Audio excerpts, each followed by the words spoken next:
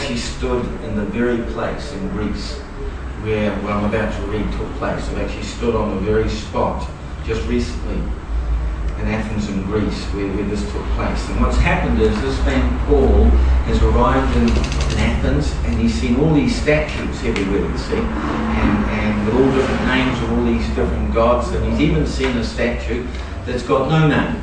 And the men of Athens would meet at a certain place and discuss the latest philosophies and beliefs that were going around at the time. And Paul is taken there, and he gets this opportunity to talk to the men of Athens. This is what he says. In verse 22 of Acts chapter 17, it says, Paul then stood up in the meeting of the Areopagus and said, Men of Athens, I see that in every way you are very religious.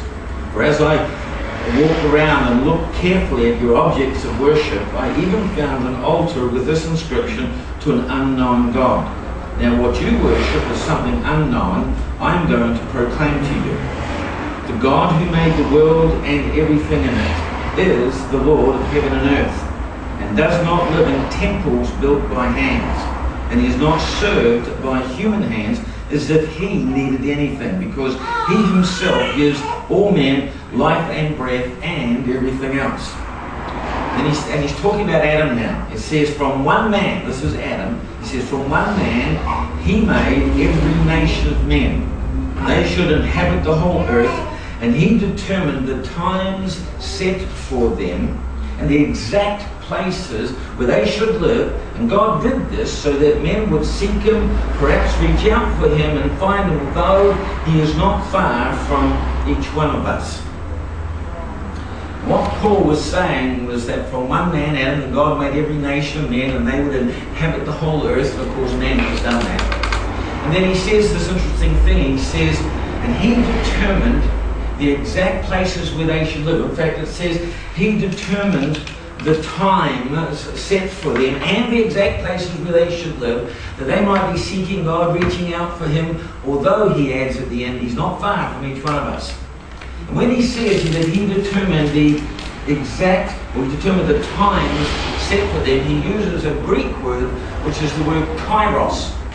And this Greek word, time, actually means a special, designated, special moment. And what Paul was trying to tell these men of Athens, that this was a kairos moment, that this was a God moment, that actually God set the time and the places where they lived. He actually would have them to be at that place, at that time, at that moment, that they might be seeking something, reaching out, looking, although he's not far from you. A kairos moment, a God moment, a special, designated moment.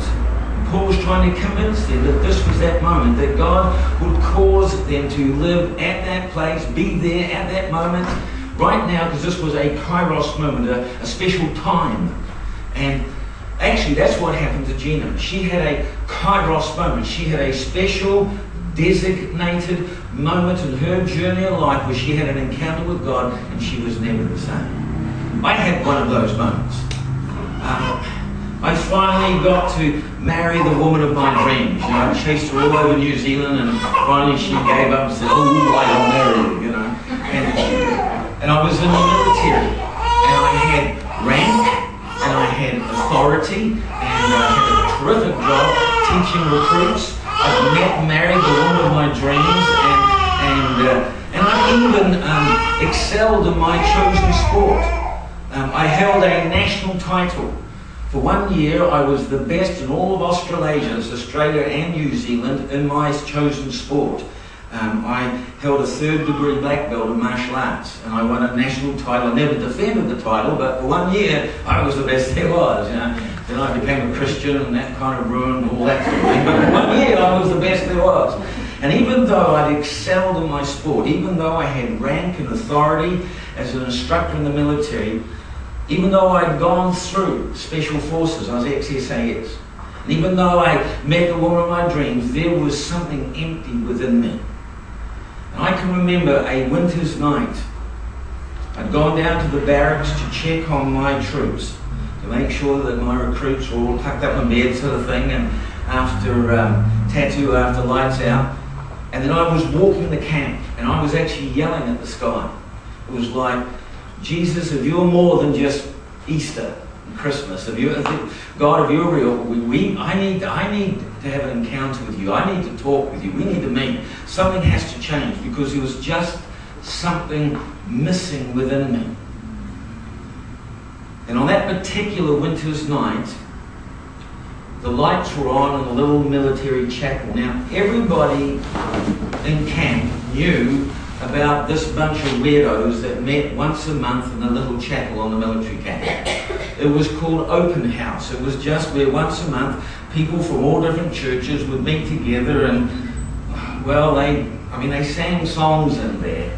And they'd all come out afterwards, and men would be hugging each other, and that kind of wasn't a good deal as far as some of us were concerned. So as far as we were concerned, they were weird. And on the night that I just happened to be walking the camp, yelling at the stars, just happened to be the night that this group was meeting. And there just happened to be that month, a group of people from a nearby city, some 2 hours away, had come through to share the night with them. And the leaders of this group, they came from this city to visit, just happened to be old friends of my parents, although I didn't know that at the time. And a woman in that group just happened to be the wife of the doctor that brought me into this world. And this woman just happened to have God waking her up, she said, night after night. She said for months this went on, where she would find herself waking up in the early hours of the morning with just a name on her heart, just a Christian name, the name Craig. And she said she found herself waking up night after night in the early hours of the morning with just this name on her heart. And she would find herself praying, God, whoever this Craig is, deal with him, get him off my brain so I can sleep. And that went on every night. And this all just happened to happen the night that I happened to be walking the camp yelling at the stars. And so that winter's night, this redneck, hard-drinking, hard-fighting sergeant in the military wandered into this little chapel to check out this bunch of weirdos. And that night, I had an encounter with Jesus that radically changed my life. So radical was the change, this encounter where I asked Jesus to come into my life, to change me and to help me. So radical was the change, I actually lost half of my vocabulary. Certain words kind of went. I mean, the next morning, I'm marching, getting my troops lined up, and it's like, right, you men, just line up. And I kind of go, what's up with Sarge? Because usually it was all these expletives and blasphemies, screaming at these guys, and such was profound was the change that happened in my life. It was a kairos moment. It was a God moment. And I believe that in our journey of life, there are times when God cuts across our pathway. There are times when God would actually cause us to be at a place, at a time, for a moment such as this. That's what happened to Gina and Chris. I remember the night she came up on this meeting for prayer. I have never seen a human being look as sick as that, except about 10 years earlier when I looked in the mirror. I mean, she was yellow, just from this whole liver thing, her complexion, and as well as the huge extension, the swelling, she was just so sick. She had that gaunt, pale, kind of sweaty sheen of somebody who was just deathly ill.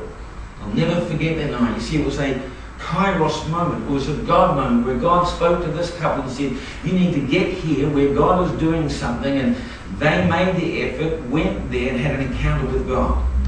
That's what happened to me.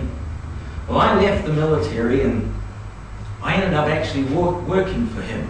I worked for an organisation called the Bible Society. I was regional director. I was moving around all the different churches, was involved in translation projects, and I had this mindset that if you worked for him, that there was some sort of indemnity policy in place. That nothing bad should happen to me. I mean, after all, I worked for him. And I began to get sick. I began to have tummy problems, and initially they actually thought it was a stomach ulcer. They were giving me these white chalk